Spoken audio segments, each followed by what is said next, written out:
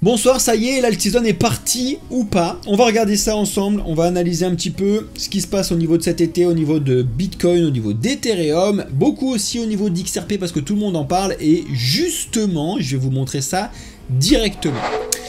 Vous avez très certainement vu comme moi énormément d'informations tourner sur TikTok, Instagram, etc. avec des gens qui seraient apparemment en train de devenir riches avec le XRP. Je me dois de calmer tout le monde. Le XRP c'est un bon projet, certes. Là où tout le monde s'enflamme, c'est parce que le XRP vient de prendre 40% sur un petit peu plus d'une semaine. D'accord, c'est très bien effectivement comparé à n'importe quel autre type d'investissement. C'est énorme, c'est très bien. Mais on est quand même très loin de mettre 100 balles et de s'acheter la Lamborghini comme on peut le voir un petit peu de partout sur TikTok. Le projet d'XRP, d'accord, c'est un projet qui a pour objectif d'être dans la norme ISO 20022 et donc de remplacer le système SWIFT interbancaire mondial, donc qui permettrait de pouvoir faire naviguer l'argent interbancairement parlant, d'accord, avoir un coefficient derrière. Paraîtrait un petit peu dans les détails. Moi, ce qui me rend fou, c'est que là, on a le XRP qui vient donc de taper les 3,30, donc les 3,30$. Et tu as plein de gens de partout qui t'expliquent que le XRP va pouvoir aller taper les 10 000$. 10 000$. Effectivement, mais comme ça, tu te dis, mais c'est génial, j'ai 3$, on a Ether qui est à 3000$. C'est incroyable, même si on va pas chercher les 10 000, on va chercher les 3 000, c'est super sur l'XRP. Non, c'est pas possible. Le XRP a beau être un beau projet, je vous le donne en 1000, je vous donne des chiffres comme ça vous êtes au courant un petit peu de ce qui se passe. Actuellement, la masse monétaire mondiale M4, donc tout l'argent qu'il y a en équivalent dollar sur le monde entier, actuellement, c'est à peu près 130 000 milliards de dollars. 130 000 milliards, d'accord, Jeff Bezos et tout, ils ont 100, 200 milliards, 130 000 milliards de dollars. D'accord? Est-ce que tu vois un petit peu le délire du truc? Ok? Si le XRP va taper 10 000$, ça voudrait dire que le XRP vaut 600 000 milliards de dollars. C'est pas possible. D'accord, ça ne peut pas faire 6 fois la valeur du monde entier, c'est pas possible. Donc calmez-vous, le XRP s'il va chercher déjà 5, 6, $7, ce serait déjà énormissime sur ce cycle. Quand je vous dis énorme, c'est énorme. Donc comme d'habitude, je fais une petite piqûre de rappel, regardez s'il vous plaît la market cap, donc la totale investie dessus, et pas directement le prix, please. C'est vraiment très important. Ok. Bon, apparemment il y a encore un bug sur le live parce qu'ils me disent que j'ai pas le micro alors que je l'ai, le micro sur le truc, le stream bug, mais ça me fatigue. Bref, le micro est bon, normalement ça reviendra. Au pire, de toute façon, justement l'enregistrement c'est fait pour ça. Donc voilà, je voulais vous tenir un petit peu au courant de ce qui se passe sur l'XRP pour remettre un petit peu les choses. C'est pareil sur le Shiba, c'est pas possible, ça atteindra jamais les 1$. Et c'est pas que j'y crois pas, c'est que c'est pas possible, financièrement parlant, c'est pas possible, d'accord? C'est vraiment pas possible, donc il faut revenir un petit peu dessus.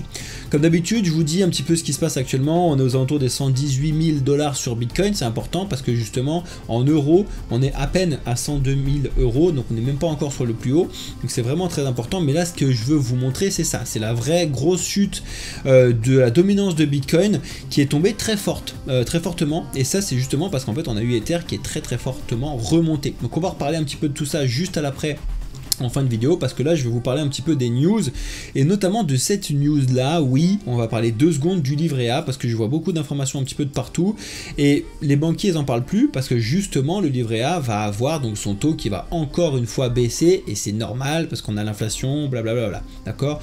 On était à 2,4% sur le livret A parce que c'était déjà baissé, on va passer à 1,7% cet été au mois d'août et je tiens à rappeler à tout le monde que le livret A, c'est la plus grosse arnaque jamais émise en France de la part du gouvernement et qu'il faut absolument clôturer vos livrets A.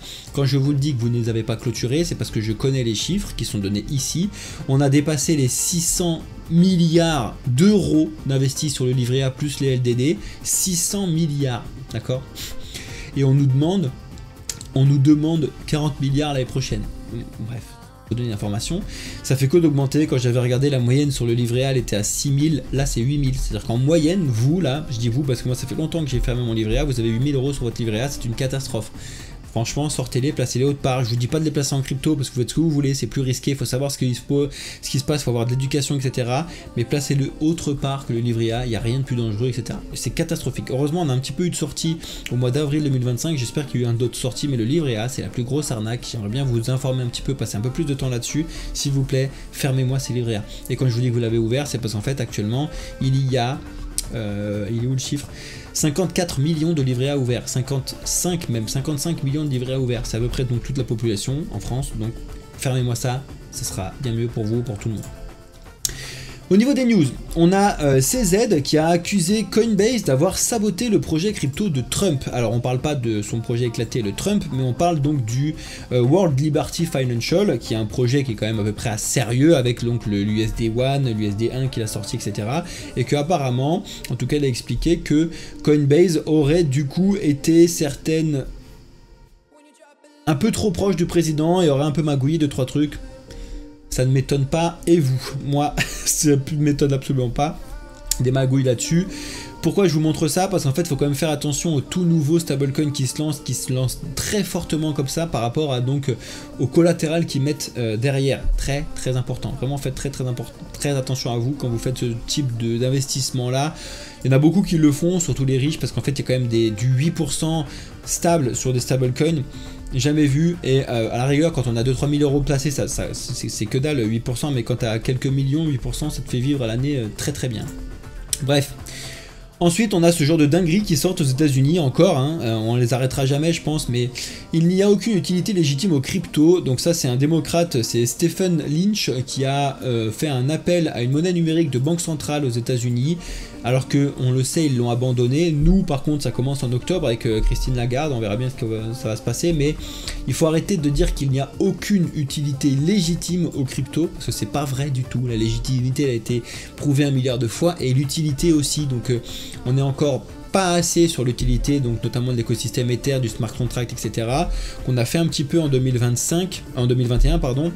Et on va revenir un petit peu dessus. Pour l'instant, on est vraiment purement sur de la spéculation ou des placements très long terme, où là beaucoup de stablecoins également. Mais l'utilité pure et dure de comment ça fonctionne, à quoi ça sert, les contrats, les machins, ça va revenir. Vraiment, ça va revenir, notamment avec l'intelligence artificielle, ce genre de choses. On a bien évidemment beaucoup de news comme celle-ci qui tournent avec Trump qui ferait des énormes plans un petit peu de partout pour faire exploser Bitcoin, parce que bien évidemment lui il en a, les gouvernements aux États-Unis en ont, blablabla. En tout cas, son objectif principal actuel, c'est de bouleverser le calendrier de la Fed pour justement faire baisser les taux d'intérêt plus rapidement que prévu, parce qu'en fait s'il fait baisser les taux, ça réinjecte la machine à cash. Et qui réinjecte la machine à cash, réinjecte donc du cash dans Bitcoin, et donc Bitcoin monte. C'est ce qu'on attend toutes et tous à partir du mois de septembre. On va voir, et potentiellement on va discuter de ça après, mais justement ce qui justifierait actuellement le prix de Bitcoin, ce serait un pricing de la baisse des taux de septembre. Donc ça aussi il faut faire attention à ça, parce que si c'est que ça et qu'on a cette news, il va rien se passer parce qu'on l'aura déjà pricé. Donc il va vraiment faire attention à tout ce qu'on va entendre un petit peu là-dessus.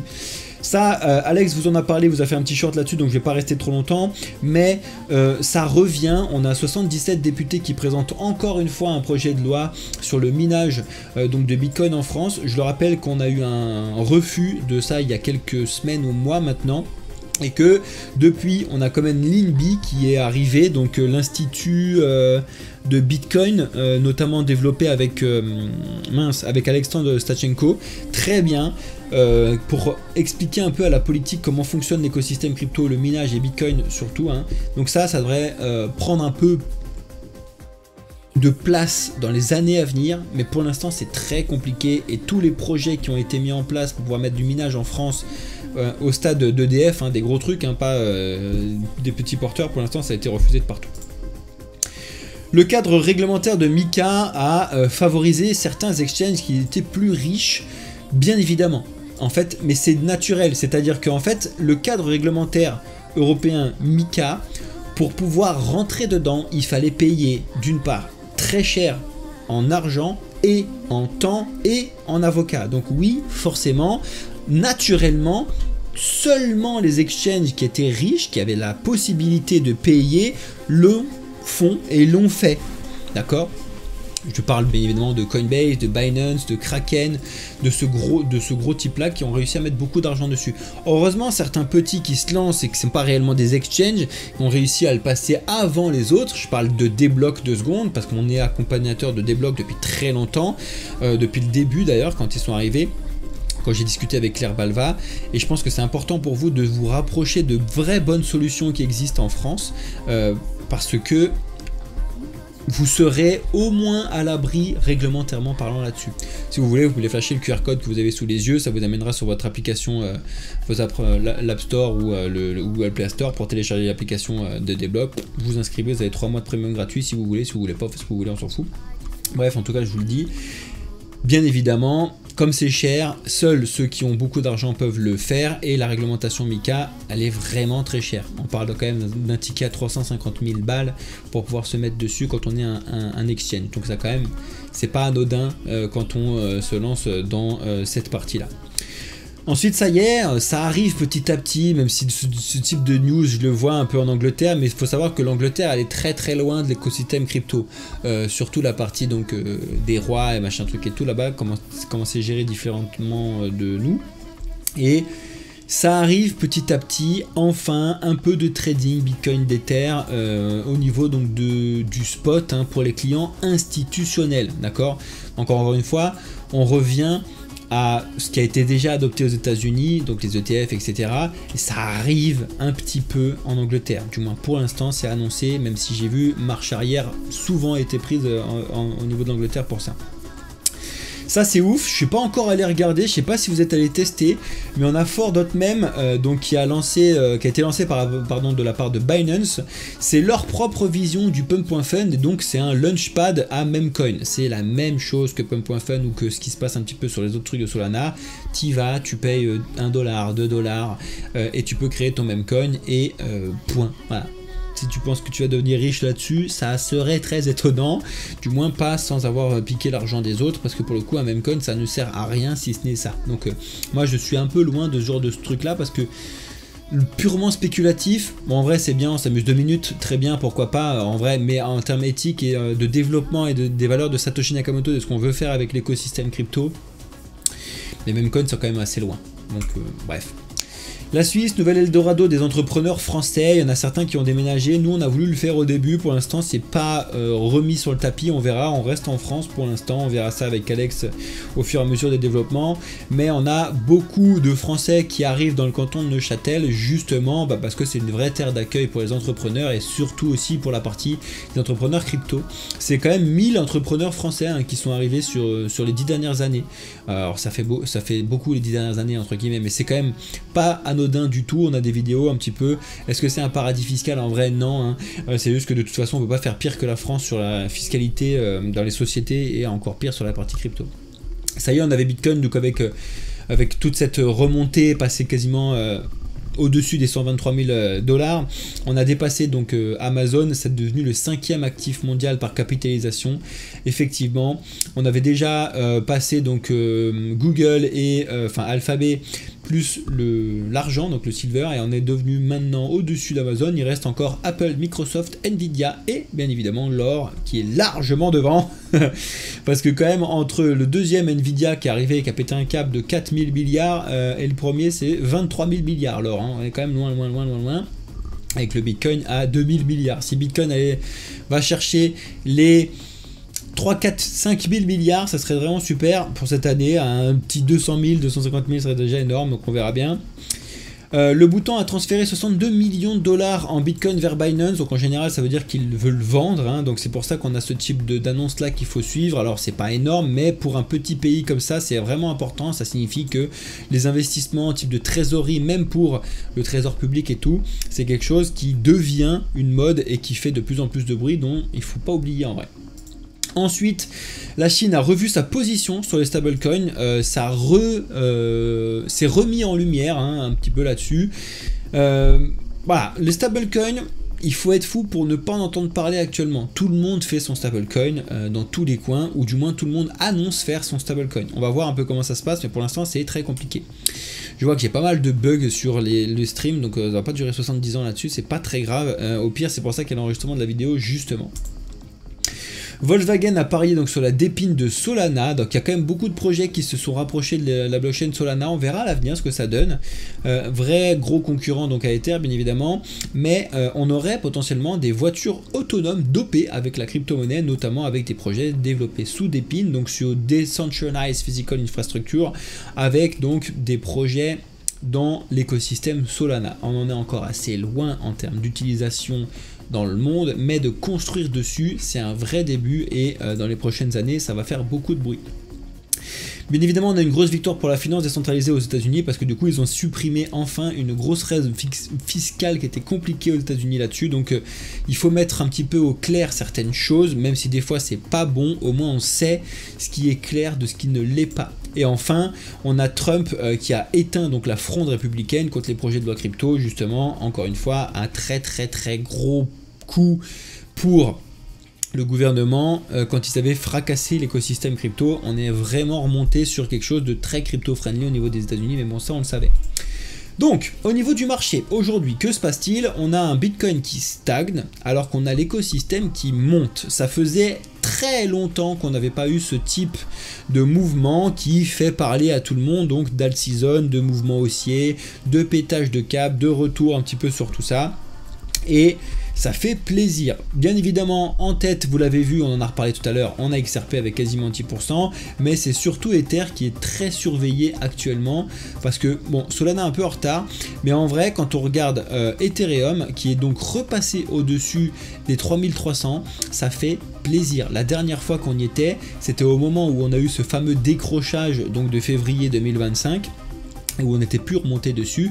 Ça y est, on y est, donc ça fait plaisir. Mais encore une fois, est-ce que c'est le moment de dire de péter un câble alt season? Peut-être. C'est juste qu'on n'a pas encore les chiffres macroéconomiques pour le dire. On n'a pas encore assez d'argent de la part des États-Unis, des différents banques centrales réinjectées pour pouvoir parler vraiment de passer par exemple d'un 3700 milliards à un 10 000 milliards. Comme une fois on l'avait déjà analysé, nous les points qu'on surveille c'est 4, 6, 9 et 10 000 milliards d'investis sur l'écosystème crypto en entier. On en est encore très loin, c'est pas à négliger, mais au moins on est donc sur les plus hauts jamais faits pour l'instant, très bien. Et par contre, on a encore ce retard qui se rattrape quand même, mine de rien, sur le total. Donc après Bitcoin, après Ether, et tous les autres sont encore très en retard, mais en vrai, on voit quand même que ça remonte. Mais on voit surtout qu'on a une vraie remontée du total 3, où c'est très bien reparti, où on est que, tu vois, depuis le plus haut à moins 11%, alors que quand tu regardes les autres, donc tout ce qui est en dessous du top 10, et qu'on est quand même encore à moins 33%. Donc on voit bien que les gros titres s'en sortent très bien, notamment Ether, mais que les autres c'est encore très loin. Je prends un exemple tout con, mais Atom qu'on surveille par exemple depuis un certain temps, ça remonte, mais c'est très loin d'un équivalent qui se situerait aux alentours des 6.3 voire plus haut par rapport à ce qu'on a sur Ether, etc. Même XRP qui pète un peu son câble actuellement ne va pas atteindre les 10 000 $. On se calme. Qu'est-ce que je voulais vous montrer? Même Solana, pardon.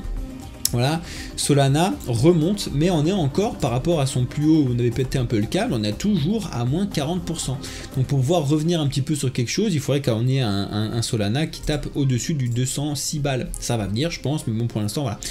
Solana, pour ceux qui sont fans, qui pensent qu'on va aller taper les 10 000 balles, c'est pareil, c'est pas pour tout de suite. Déjà, si on va taper les 1000 balles, ce serait déjà énorme. Et avant ça, il y a déjà les 500 balles. Je sais pas si je l'avais fait l'étude rapide, si j'avais fait rapidement. On avait 400, 660, 918 et 1000 balles, qui était un peu le truc le plus haut. Il faut déjà aller chercher les 416, c'est déjà bien pour les valider, et après on verra. Voilà, en tout cas... Voilà à peu près où on en est sur l'écosystème crypto et niveau des news de ce qu'on a actuellement. Je voulais vous faire une rapide vidéo pas trop longue pour qu'il y ait tout le monde qui soit à peu près mis à jour là-dessus. Et surtout parce qu'après de toute façon j'ai le cours avec les premiums que je dois faire également. Je veux faire aussi un rapide point encore un peu plus que ce que je vous ai donné au début pour vous rappeler où est-ce qu'on en est au niveau de la dominance de Bitcoin. Pour rappeler la dominance de Bitcoin, donc c'est le poids de Bitcoin dans l'écosystème crypto actuellement qui avait fait que de monter sur toute la phase donc de calme, voire de bear market qu'on a eu, etc. donc 2022-2023 où on a fait que de monter, mais en phase de bull run, vraiment d'explosion, c'est l'inverse normalement qui se passe. Voilà, tu regardes ce qui s'est passé donc depuis octobre 2020 jusqu'à donc mai, juin, août, septembre et jusqu'à du coup janvier, en fait juillet, novembre 2021, on a fait que de baisser. Donc c'est effectivement, quand on dépasse les 52,62%, là, on est vraiment sur une très très grosse phase d'alt season. Donc on n'y est pas encore, mais on a vraiment une chute qu'on n'avait pas connue depuis justement la partie de novembre 2024, à savoir donc l'élection Donald Trump qui avait fait un gros mouvement sur toute la partie des alts où justement tout le monde avait cru que l'alt season était reparti et que c'était bon, et c'était craché complet parce qu'après on a eu les altcoins qui se sont pété la tronche et Bitcoin qui est continué un petit peu à monter voire stagner. Bref, donc pour l'instant on a une jolie baisse, il va vraiment falloir casser ce support des 62% pour revenir sur les 60%. Il ne faudrait surtout pas faire ce qu'on a déjà fait en mai, à savoir hop, on croit et on tombe très fort, paf, on pense qu'il y a une alt season et en fait on était remonté avec donc des chutes, etc. Donc il va falloir faire très attention à tout ce qui se passe actuellement là-dessus, mais pour l'instant c'est des bons signes, c'est des bonnes annonces qu'on a de la part de la Fed en termes de réinjecter de l'argent, les guerres elles s'essoufflent un petit peu, la macroéconomie ça revient un petit peu sur de l'investissement risqué petit à petit, etc. parce que l'inflation retombe, les taux, etc. Donc c'est des bonnes nouvelles. On va voir comment ça va se passer au niveau de la fin de l'année. Ça devrait théoriquement en tout cas être une bonne fin d'année, il n'y a évidemment absolument aucun conseil d'investissement là-dessus, comme d'habitude.